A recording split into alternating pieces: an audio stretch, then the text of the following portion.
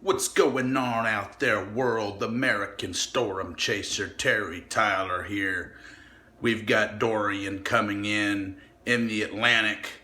And this leads me to talk to you today about DUIs. DUIs, driving under the influence. What is a DUI? What constitutes a DUI? And why is a DUI a very deadly game to play? I'm going to go ahead and tell you, as a man that has had a DUI, you don't want one. I got a DUI when I was 19 and it ruined your life. If you're thinking about career in the military or you're thinking about a career in the civil services, if you have a DUI, it's going to fuck you up. If you're thinking about becoming a trucker, truckers make good money. If you have a DUI on your record, you're going to have a real hard time. And a lot of people, especially young punks, they get out and they ride the road. They don't have a lot of experience, and you can't tell them nothing. They think that they're bulletproof, and I did too. Like nowadays, I'm a lot tamer. Do I still drink a little bit? Absolutely. But you won't find me out on the roads drinking. I may nurse a Budweiser if I'm on the highway, say I'm driving to Memphis. I'm going to nurse a beer. It's 0.08. I don't advise people to do that. I've been pulled over. You get your open container violation. Like I said, if you're bold, be bold. I know people that they've been burned and they still drive drunk. It's a pride issue. But I'm going to tell you a story about a good buddy I know. And I'm going to tell you about how his life was destroyed. This was a good, up-and-coming, prominent man. And I've seen a lot of them go down the tubes. And I'm telling you, a DUI is one of those things like a domestic violence. You don't want it. It comes along with a lot of other shit other than the charge. A lot of people think, well, a DUI, hell, they're just you pay a fine, you get out. Let me tell you how it works in the state of Mississippi. Your first DUI, you lose your license for a year. That means you can't drive. And in Mississippi, we live pretty much in the country. So people work 20, 30, 40 miles away from their home. You need the vehicle to work. You need the vehicle to pay your bills. If you drive on that during that 1 year license suspension, what it's called is under implied consent. You get driving under suspended license, implied consent. That's mandatory 2 days in jail, 2 with a maximum of 60 days in jail, $1,000 fine, and they suspend your license for another 6 months. So we've got guys, they'll never get their license back. But let me go give you the rundown of how they screwed this guy. He really got railroaded over a fucking beer, a couple of beers. He didn't have a big family. He was a hardworking guy. He worked 2 jobs. That was pretty much him out there. He was a college student, and he liked to drink. Well, one night, he was hanging out at the bar and playing a little bit of pool, and he wanted to go home. He thought that he was sober enough to drive. Turns out he just wasn't. And the blue lights got on to him, and they pulled him over. And pretty much what happens right here is what you're going to be confronted with, and that's why I encourage you to click subscribe. You're going to have one of 2 choices when the officer pulls you over. Well, there's more choices than that, but I'm going to give you the 2 proper choices. You have the option to do the breathalyzer, or you have the option to refuse. Now, if you refuse the breathalyzer, it's automatic DUI. But they take you to the jailhouse and then you blow in the machine. Now, if you know that you might make it, they take you to the jailhouse. If you blow in the machine and you're under 0.08, it's not a DUI. They throw it out right there at the station. However, if you think it's a wobbler, if you've been maybe drinking a little too much wild turkey and you know you're going to blow it, you go over 0.8, you're going to jail. And some states, they'll let you do a roadside sobriety test. And that's where it can get a little funky. I don't really see that anymore. It's generally they make you blow in the straw. And it can get very frightening. It can get very humiliating, but it only gets worse from there. Because what they're going to do is they're going to call a wrecker. The guy, they took his truck, they put it on a rollback, is $175. And they charge you, literally, in some cases, over $100 per day that it sits there and it climbs. I've seen the tow bills get over $600-700, and by the time they get out of jail. Because let me tell you what, if you're drinking and driving is a rich man's game. If you don't have $1,000 in your bank account sitting that you're prepared to throw away, don't do it. Because you're going to need that grand literally to get out of jail and get back on the road and get back to work. They're going to put that truck on a rollback. They're going to take it to some wrecker. This guy, they took his truck, they took him to jail, DUI first. He didn't have any other charges. The bond is about $2,400. You got to pay 10% of your bond plus your turnkey. So you're going to be looking at about $250, maybe more. It depends. A lot of times if you have like an insurance violation, seatbelt violation, turn signal, they generally pull you over for something first if you're fucking up. Unless you go through a checkpoint. If you go through a sobriety checkpoint, either way, most people have something else wrong with them. And the charges come in bundles. I mean, you got a bag of weed, you got scales. I've seen guys literally just have a cigar. You get a paraphernalia charge for just a cigar. And,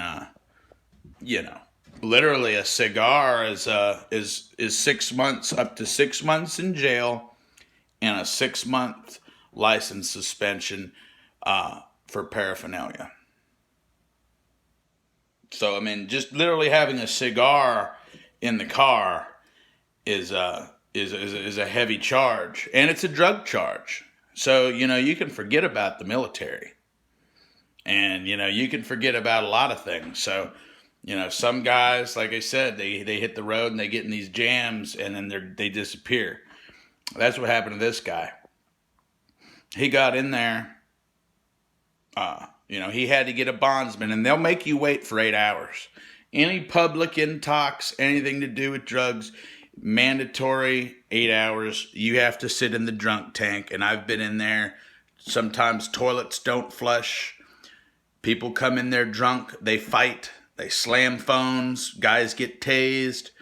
I've had some in there spitting, just spitting and howling. They may use the N-word.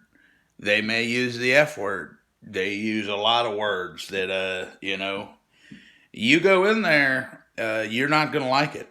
I promise you, you are not going to like it. You'll hear howls. You'll hear screaming. You'll hear jarring locks. Doors slamming, and the lights are on. So forget about going to sleep. They're always on. So you're going to wait in there until you can get a bond.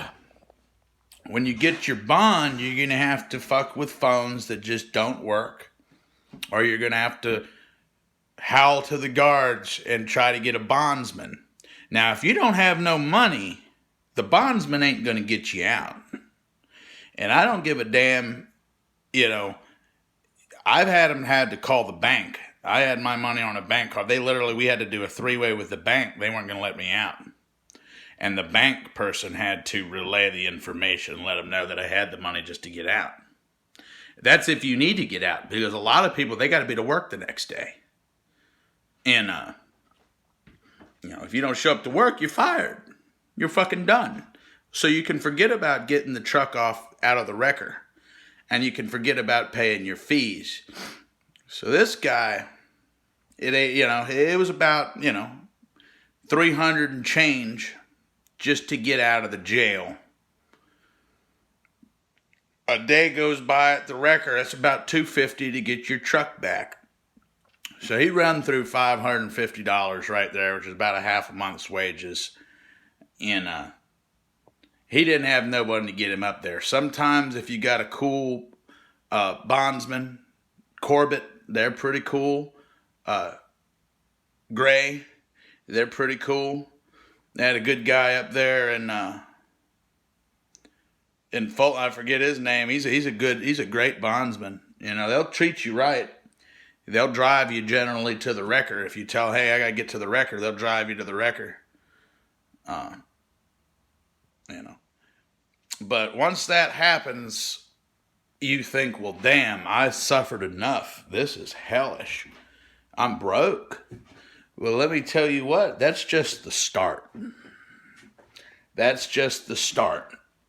And that's where generally people end up either in the penitentiary, committing suicide, or on Skid Row.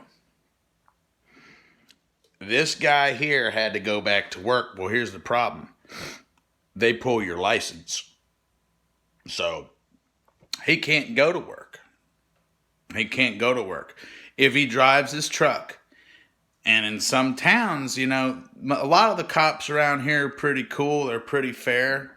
But if they know you, they did my dad that way. And they knew that he couldn't get his license. And anytime he got on the road, they pulled him over. And if they pull you over, that's driving under suspended license. There's two different types. There's suspended license, for probably some weird thing like child support or some other thing. And then there's implied consent. Now, driving with a suspended license under implied consent, it just adds more time that you have to do for that charge. And they take you to jail again. They will take you straight to jail. And then your truck goes right back on the rollback. Right back to the impound lot. Only this time, it's not 8 hours that you get out of jail. You got to wait 2 days minimum. So by that time, the price has gone up. And there's only one way you can avoid this. I know a good lawyer. His name is Adam Pinkard. He can get you what's called a hardship license, but it's a pain in the neck. It's a pain in the neck, and they're about $700 and change. Sometimes you can con a lawyer. I'm not going to go into that. We'll save that for one of the premium episodes. I can teach you how to con lawyers. They're like, man, Tyler, why would you want to con lawyers? It's like, I don't always want to con lawyers. Sometimes you don't have a choice. You really don't have a choice. I mean, you pay them enough to get started, but, and they'll beat your kneecaps out. You piss off the wrong lawyer or you rip off the wrong guy, they're connected, in the legal system, they'll fucking railroad you and you won't make it. So once you get on that train, it's going to take you longer than you wanted to go. It's going to keep you longer than you wanted to stay, and it's going to destroy your life badly. It did for me. It's taken me 10 years, a little over 10 years, 11 years to get out of the mess, and it still follows me. It never goes away. It's like a dark cloud. Anytime you go to apply for college, anytime you go to try to look at the military, anytime you try to look at your fellows, you go to the service clubs or the gym or, some people, they like to go to certain organizations, private clubs. They're going to look at that and they're going to like, man, we won't have losers here. We don't do that. So those are your other side effects. But let's start talking about the real side effects. These are the killers. You got to do MASEP if you're in Mississippi. It's called Mississippi Alcohol Safety Education Program, and you have to pay for it. And it ain't cheap. I think it's $150 a lesson, and there's 4 lessons. And you can't just take the 4 lessons one by one by one by one. They drag it out. They drag it out, in some cases, 3 to 6 months. So there's $600 sitting right there. And you got to go to these classes. Now remember, you've got to come up with driving to the class too. If you lost your truck at the wrecker and you didn't have the money to get it out, which, let's face it, most people who get DUIs are poor and indigent, and they don't have the intelligence, so that some more seasoned crooks or richer people have. They wouldn't have got the charge in the first place. So if they lose the vehicle at the impound lot and they don't have any friends or family that can get them, to the wrecker, it's gone. The truck is gone. The job is gone, and they can't get their license back. And it's just like they say on the advertisement. If you got a woman, she'll probably be gone too.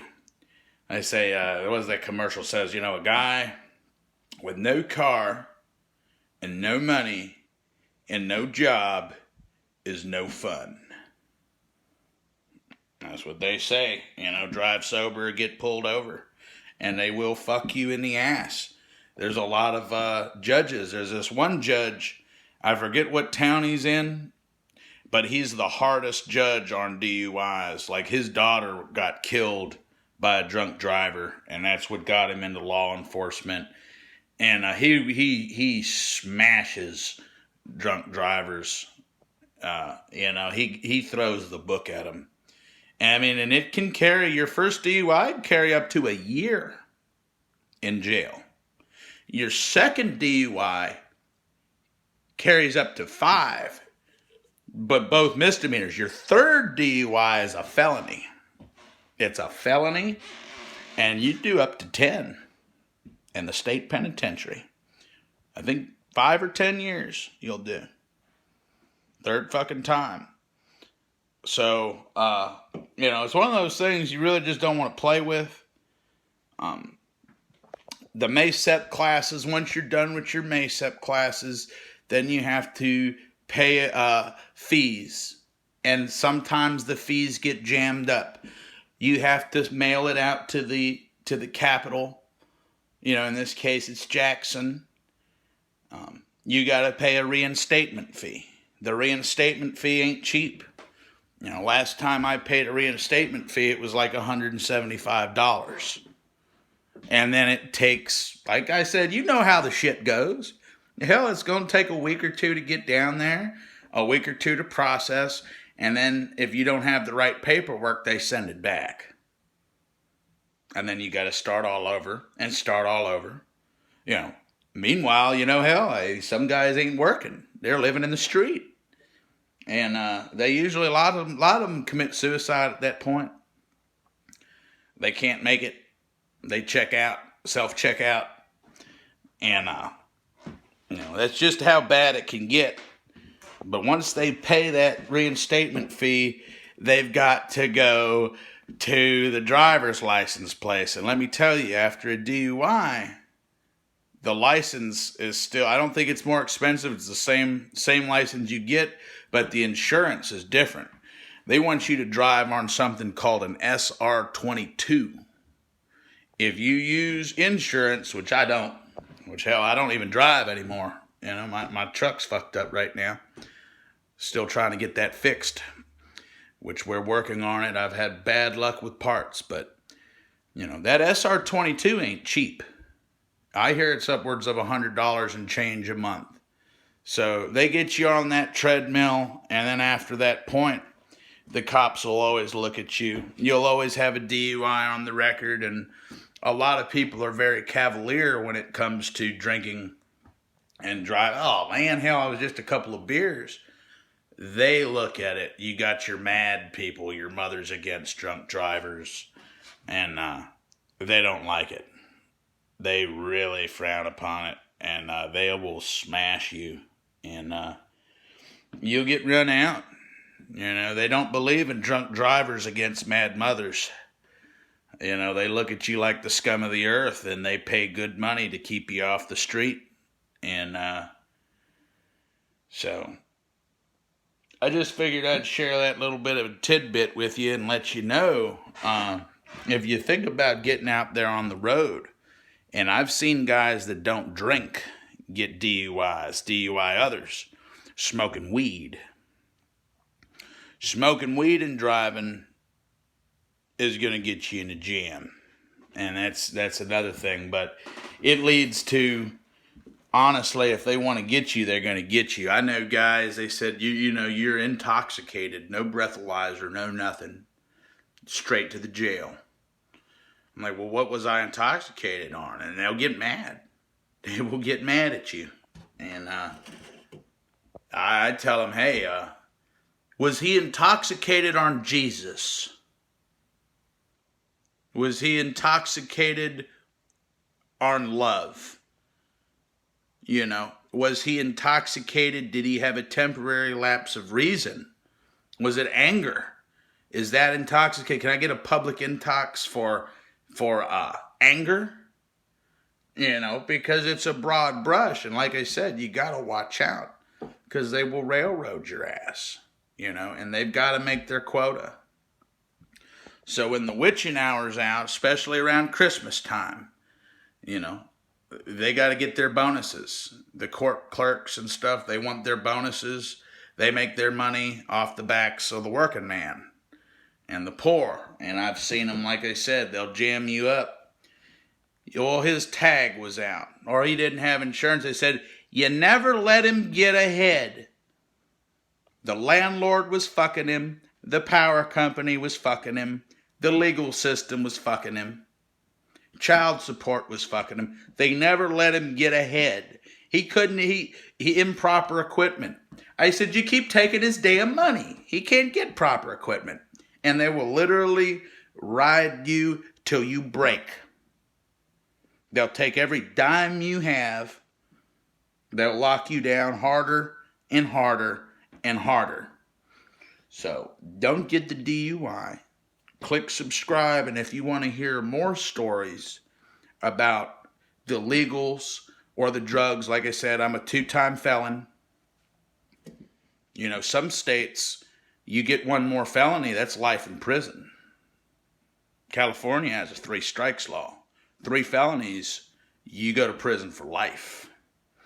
So, that kind of puts me in a rare category, and it's a scary place to be. You really don't want to fuck up.